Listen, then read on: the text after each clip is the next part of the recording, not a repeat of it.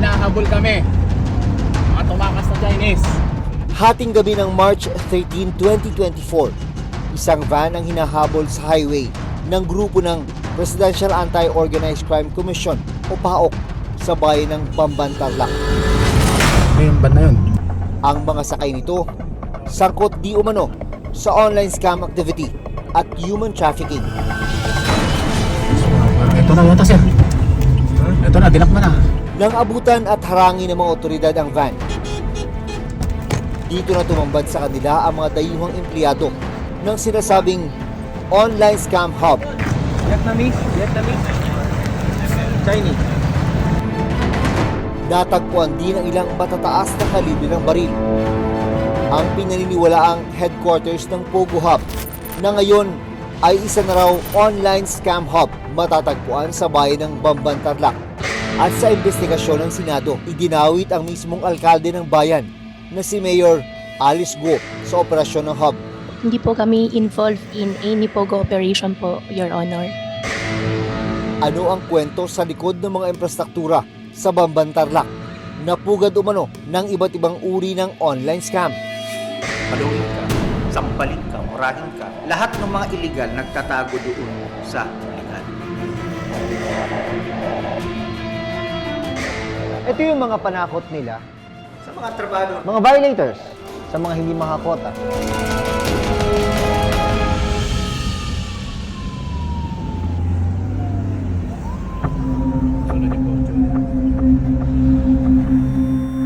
Sa nakalipas na buwan, nakatanggap ng isang tip ang PAOK tungkol sa mga biktima umano ng torture at illegal detention. Ang mga biktima matatagpuan daw sa isang Pogo Hub sa Bamban, Tarlac. merong nakatakas na Vietnamese. Then, nung nakatakas siya, he was able to go into a farm owned by a Filipino-American retiree. At yung taong yun, sinumbong sa isang pastor na kaibigan ng deputy namin sa PAO. March 1, nakatanggap naman ako ng tawag mula sa Malaysian Embassy. Meron din silang national na pinipigilan makaalis doon. Hostage din. Nang makumpleto na ang mga impormasyon tungkol sa umano'y human trafficking at iba pang iligal na aktibidad sa Pogo Hub sa Bamban, Tarlac, nag-organisa na ng operasyon ang Presidential Anti-Organized Crime Commission. Noong March 13, tumulak mula rito sa Camp Crame papuntang Bamban, Tarlac ang operating unit ng PAOK. Emergency! Hanggang nitong March 13, 2024, isang van ang hinabol sa highway ng mga otoridad sa Tarlac. Nang abutan at harangin ng mga otoridad ang van, Ito na yata sir. Ito na, dinakma na. Ipitin ko.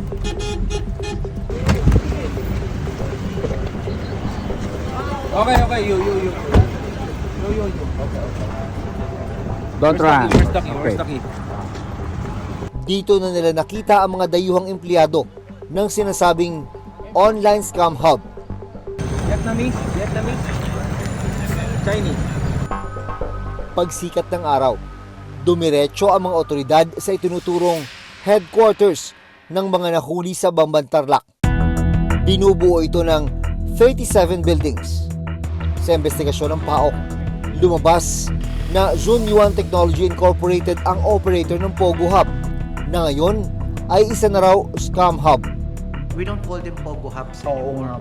I'll call them scam hubs. Yes. Iba po yung legal.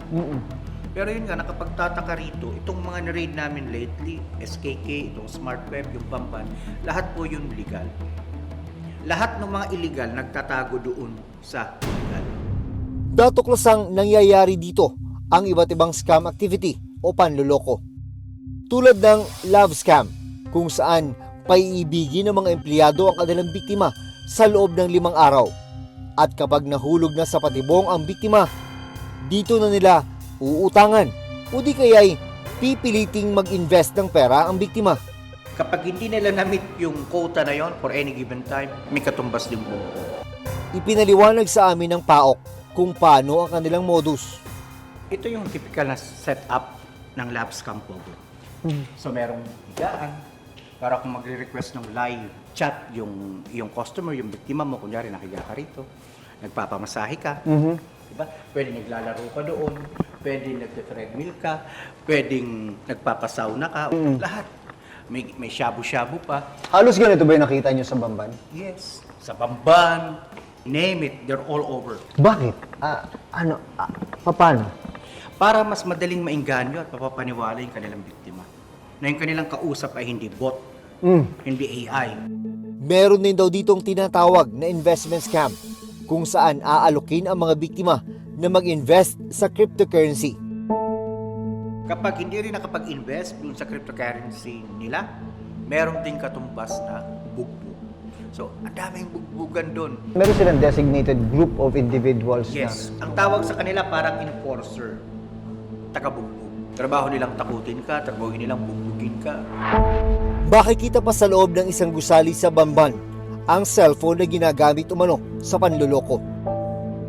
May natagpuan ding script na ginagamit ng mga empleyado sa pangi-scam. This begins with the profiling, yung paghahanap mo ng biktima. So sabi dito, after adding to WhatsApp, you must reply to your customer's message in time. Real time, so to speak. If a customer is slow to reply or doesn't reply to your customer, just delete him and don't waste your time. Hanap ka ng panibago. Hanap na ng bago, move on ka na agad, Yes, no? move on agad. Tumulak ang reporter's notebook sa Bamban Tarlac kung nasaan ang sinasabing scam hub. Sa Himpapawid, kapansin-pansin ang lawak at laki ng compound na ni-raid ng mga otoridad. May mga gusali, dormitoryo, villas, at pati Olympic-sized swimming pool. Nung mapasok ng mga otoridad ang loob ng mga villa, May entertainment wall. maliban sa mga mamahaling kagamitan, nadiskubring may network ng mga tunnel sa loob.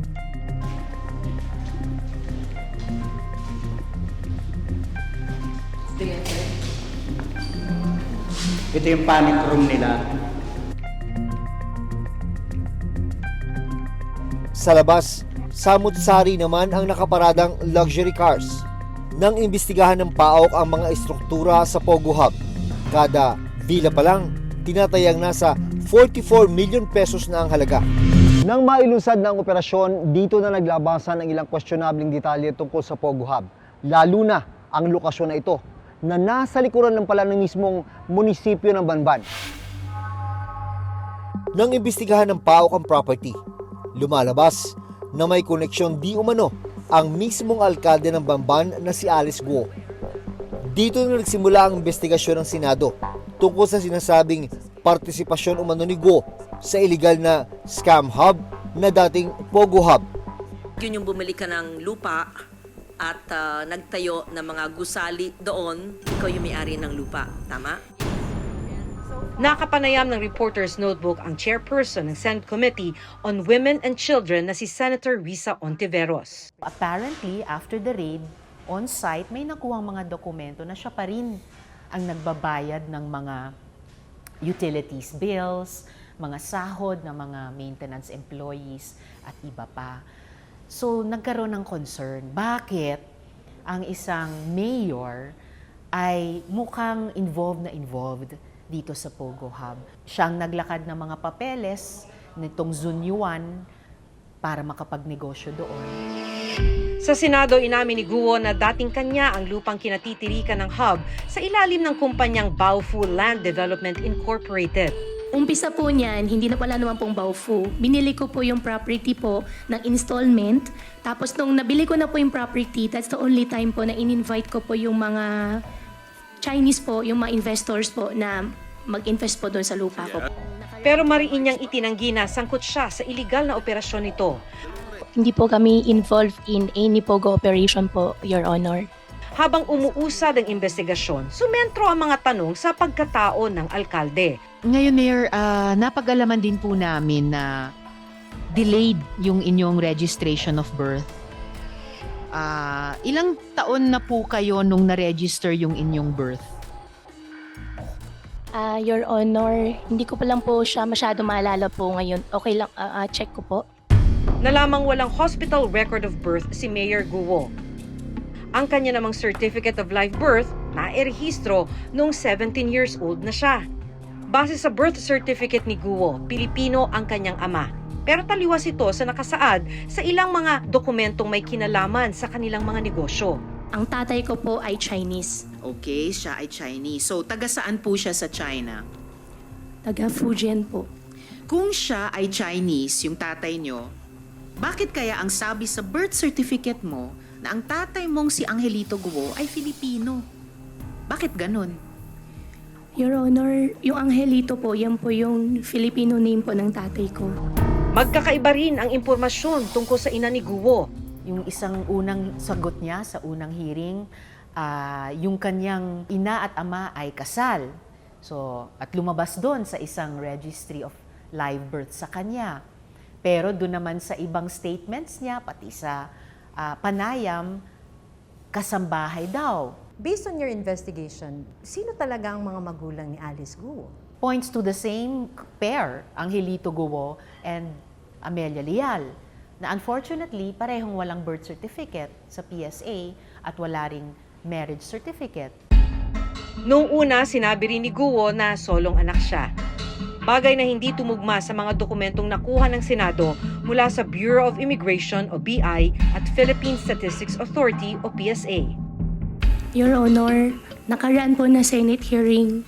Kaya po, lahat na lang po naging sagot ko po is I don't know, hindi ko po alam. Dahil ayaw ko po madamay pa po ang ibang tao. Kaya lahat po na natanong niyo po sa akin, puro naging I don't know po ang sagot ko po. Dahil ayaw ko po madamay po sila at pribadong tao po yung mga ibang tao po na babanggit, ayaw ko po sila madamay po dito. Nadiskubre namin yung mga birth certificates ng at least 2 pang kapatid, parehong-parehong middle name at surname, kasosyo niya sa mga nauna niyang mga negosyo, travel buddy niya, yung babae, yung sister niya. Nang usisain sa pagdinig kung saan siya lumaki, Lumaki po ako sa farm, Your Honor. Tinago po ako ng tatay ko po. Lumaki po ako na ako lang po. Hindi lang siya nagbibigay ng kumpiyansa dahil ang labo talaga sumagot. Wala siyang maikwentong isang childhood memory. Sino man namang tao yung ganun, di ba? But you know that she's lying, no? Parang Yeah, sabi ko nga nung unang hearing, she lied. sa kabila ng sinabi niya na sa farm siya na natili ng ilang taon. Noong eleksyon 2022, biglang lumutang ang pangalan ni Alice Guo at tumakbong mayor ng Bamban bilang isang independent candidate. Maraming salamat po sa suporta ninyo sa buong team po ni Alice Guo. Base sa kanyang Statement of Contributions and Expenditures o SOSE, gumastos siya ng mahigit 130,000 pesos sa kampanya. para sa isang LGU position, that's very difficult. Lalo na kalaban pa niya was a barangay chairperson. Paano niya nagawa yun na nanalo siya sa Bamban?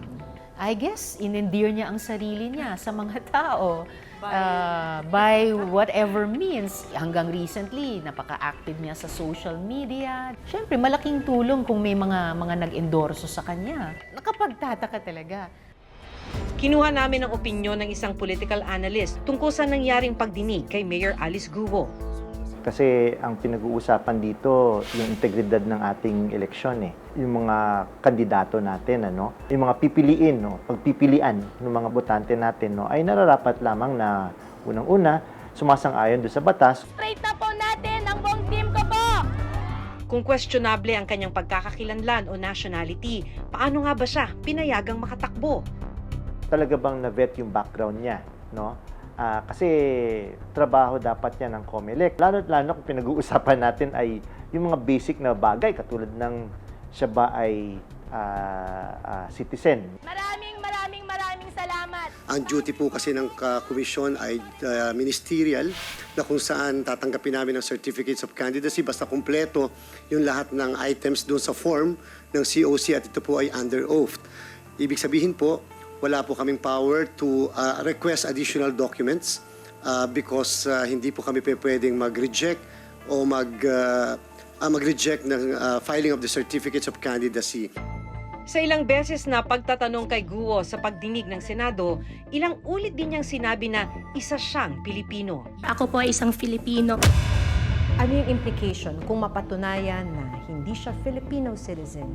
If Mayor Alice Guo is proven to be not Filipino, yung isang immediate implication ay posibleng matanggal siya sa pagiging mayor. Makailang ulit ding sinabi ni Guo na isa siyang simpleng mamamayan. You have assets of almost 300 million pesos, Mayor. Para sa akin po, hindi yan Opo. simpleng tao lamang. Pero sa mga dokumentong nakuha ng Senado sa Land Transportation Office o LTO, 16 na sasakyan ang nakarehistro sa pangalan ni Mayor Guo. Ilan sa mga ito, mga luxury cars na ang presyo hindi bababa sa mahigit 4 na milyong piso. Why does it matter? Because she's a Filipino government official.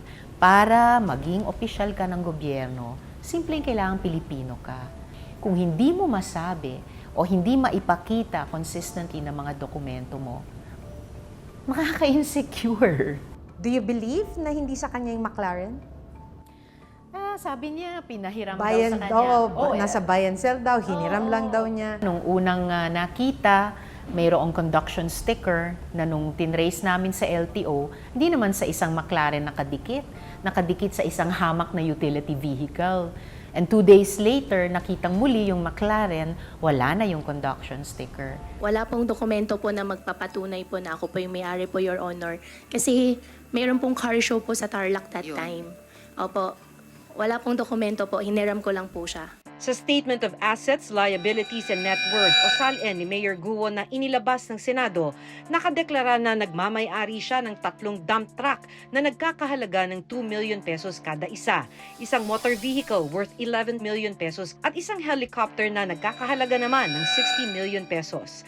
Pero sabi ni Guo, ngayong 2024, ibinenta na niya ang chopper sa isang British company. Gusto ko naman po talagang negosyo po doon sa chopper ay gagawin po siya parang air taxi. However po, hindi po nag-push through, binenta ko na lang po. Ang cash in bank naman niya ay 200 million pesos. Nagdeklara naman siya ng liabilities na 250 million pesos. Maliban sa mga sasakyan, ilang negosyo rin ni Guo ang sinilip sa investigasyon. Sa mga dokumento mula sa Securities and Exchange Commission o SEC na inilabas sa pagdinig, nalaman na bago pa man pasukin ni Guo ang politika, incorporator at major shareholder na siya ng nasa 11 kumpanya mula taong 2010. Isa rito ang negosyong QJJ Embroidery Center na Valenzuela City ang nakasaad na address. Nung pina-check ko ito sa aming business permit section, walang ganyan na company in Valenzuela, now and in the past. Ngayon po wala na po. Before po, hindi ko rin po alam kasi bata pa lang po ako nun. Okay. Opo, Okay. pasensya na po. And then, nung pina-check ko itong 58 T. Santiago, itong address is exactly the same address kung saan isa sa mga kaibigan namin nakatira doon. Maliban sa embroidery business, meron ding meat shop, slaughterhouse, smelting plant at farm na nakarehistro kay Guo. Kahit pagsamasamahin mo yung mga income ng mga iyan, Kaya kahit ba? pagsamasama yung hindi kakayanin ang isang pogo. Mamuhunan. Mamuhunan doon. Para sa Liban isa. doon sa equity niya daw na yung lupa. Incorporator din si Mayor Guo sa Baofu Land Development Incorporated. Pero lumabas sa pagdinig na 2 sa mga kasamang incorporator ni Guo ang sangkot sa tinawag na largest money laundering case sa Singapore. Nag-research po ako through Google din po at nakita ko nga po na yung 2 po ay sangkot nga po doon sa money laundering po sa Singapore. At kahapon ko lang po nalaman, gawa po nung nakita ko po sa Facebook post po ninyo, Madam Chairman. Do you believe her? Almost completely unbelievable. Sino ba naman ang magpapasok ng mga pira-pirasong lupa na overtime daw ay nabili niya sa mga original owners, nag-constitute ng halos 8 hektarya, ipapasok yun bilang equity sa isang negosyo. Napakalaking negosyo, pogo, na hindi man lang inaalam. Sino ba itong mga magiging kasosyo ko dito sa mahalagang lupa ko at malaking perang negosyo? Nito lang Martes, tinungo ng Reporter's Notebook ang munisipyo ng Bamban Tarlac para magpadala ng imbitasyon para makuna ng panayam si Mayor Alice Guo. Pinuntahan din namin ang nakadeklarang address ng alkalde sa mga dokumentong iprinisinta sa Senado. Pero hanggang ngayon, hindi pa rin siya sumasagot sa aming mga sulat. Ilang residente rin ng Bamban Tarlac ang nakausap namin. May nawiwigda ako noon pero hindi ko siya nakikita. Bigla-bigla na lang ngayong magkaroon na ng eleksyon, saka lang biglang nagpakilala yan, lumusot. Si Mayor po, mula nung bata pa, nakikita ko na dyan sa may farm niya eh. Mula nung nakilala namin, mabait na mayor yon. Nito lang May 21, isang pahayag ang inilabas ni Mayor Guo sa kanyang social media page. Dito muli niyang itinanggi ang pagkakasangkot niya sa iligal na operasyon ng Pogo sa Baofu compound na sakop ng kanilang munisipyo. Hindi rin daw siya espiya ng anumang bansa gaya ng ibinibintang sa kanya.